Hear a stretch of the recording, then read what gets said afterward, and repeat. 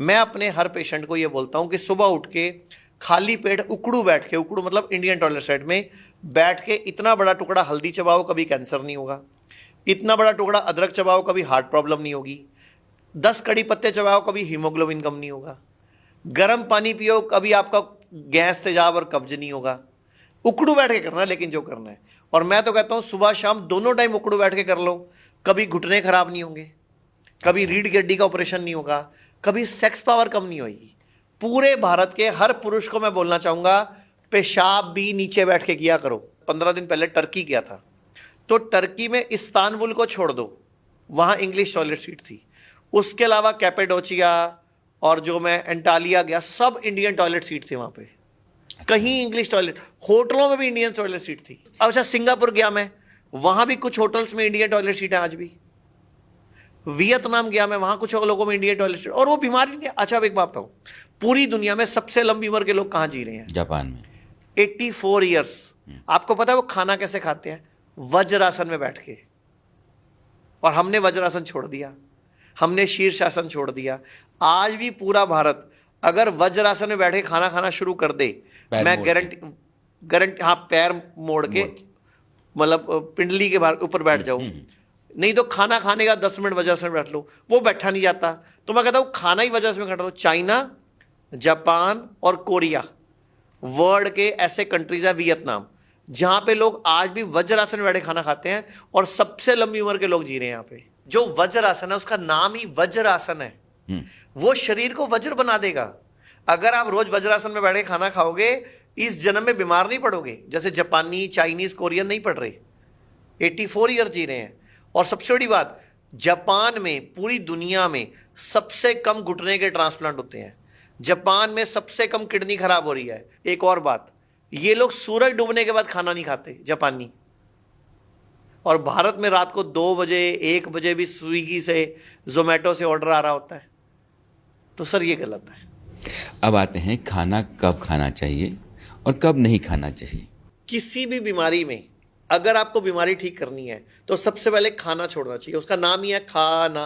आपको sugar high आ जाए, आपको बीपी हाई आ जाए, आपका क्रिएटिनिन बढ़ के आ जाए, आपको फीवर हो जाए, जॉन्डिस हो जाए, pneumonia, chikungunya, malaria, dengue, typhoid, कुछ भी हो जाए, सबसे पहले खाना 1 से 3 दिन के लिए।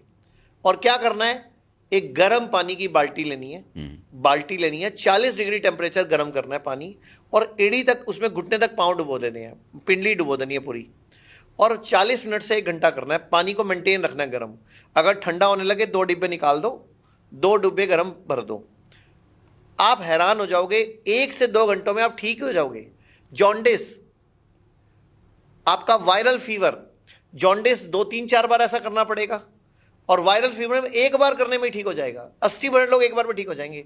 अभी आपको बुखार होता है तो 5 दिन लगते हैं, 3 दिन लगते हैं, और आप दुनिया की सबसे खराब गोली भी खाते हो, और वो आपको पता है किडनी फेल करती है। आपने 2 बातें बहुत अच्छी बताई कि आप खाना खाते समय अगर वज्रासन में खाओ तो सबसे बढ़िया है, वज्रासन में, हाँ, और पानी अल्कलाइन पियो। ये दोनों स्थितियां आपके स्वास्थ्य के लिए बहुत बढ़िया हैं। एक है इंटरमिटेंट फास्टिंग। लोग कहते हैं कि आप 8 घंटे के दरमियान खाओ, 16 घंटे जो है आप मत खाओ। ये कितना फायदेमंद है? इंटरमीडिएट फास्टिंग यानी कि अगर दिन 24 घंटे का है तो 8 घंटे या 9 घंटे में खाना खाना, और फिर 15 घंटे या 16 घंटे में खाना नहीं खाना। इसको बोलते हैं, इससे ऑटोफेजी होता है। हमारे देश में एकादशी, अमावस, मौनी अमावस्या, करवा चौथ, ये सब इसी के तरीके थे, लेकिन किसी ने इसकी वैल्यू नहीं करी। अमेरिका, जापानीज साइंटिस्ट योशिरो युसुमी ने 2016 में इस पर स्टडी करके नोबेल प्राइज जीत लिया। जबकि हमारे सुश्रुत ऋषि ने, चरक ऋषि ने हजारों साल पहले एकादशी के व्रत रखने का, 16 सोमवार का विधान रखा हुआ था।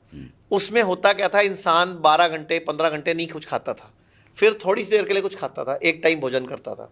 तो जब हम 8 घंटे में खाएंगे और 16 घंटे नहीं खाएंगे तो बॉडी अपने आप ही अपने बुरे सेल्स को खा जाएंगी, अपने आप ही अपनी नेगेटिव एनर्जी को हरा देंगी। यानी कि मेरे शरीर में एक ऑटोफेजी ऑन हो जाएगा, यानी कि स्वयं हीलिंग क्षमता, स्वयं रिपेयरिंग क्षमता। जैसे किसी की बॉडी में कैंसर है और आपने 8 घंटे खाया, 16 घंटे नहीं खाया, और 16 घंटे में मान लो बॉडी को 13वें घंटे में भूख लगी, तो बॉडी वो जो गांठ थी बॉडी में, ट्यूमर था, रसौली थी, उसको खा जाएगी। उसमें से खा लेगी थोड़ा सा मच्छर। तो ऐसा कुछ दिन हम लगातार करेंगे तो अपने आप ही ऑटोमेटिकली वो आपकी गांठ छोटी होनी शुरू हो जाएगी, पिघलनी शुरू हो जाएगी। और इंटरमिटेंट फास्टिंग पूरे वर्ल्ड में आज फेमस हो गई है कैंसर के ट्रीटमेंट के लिए, लीवर फेल के ट्रीटमेंट के लिए, किडनी फेल के ट्रीटमेंट के लिए, हर बीमारी के, शुगर ठीक हो जाती है, रिवर्स हो जाती है शुगर, बीपी ठीक हो जाता है, क्योंकि आपकी बॉडी ने अपना सेल्फ मैकेनिज्म ऑन कर लिया। अभी क्या हो रहा है, आपको लगता है रात को 9 बजे खाया मैंने,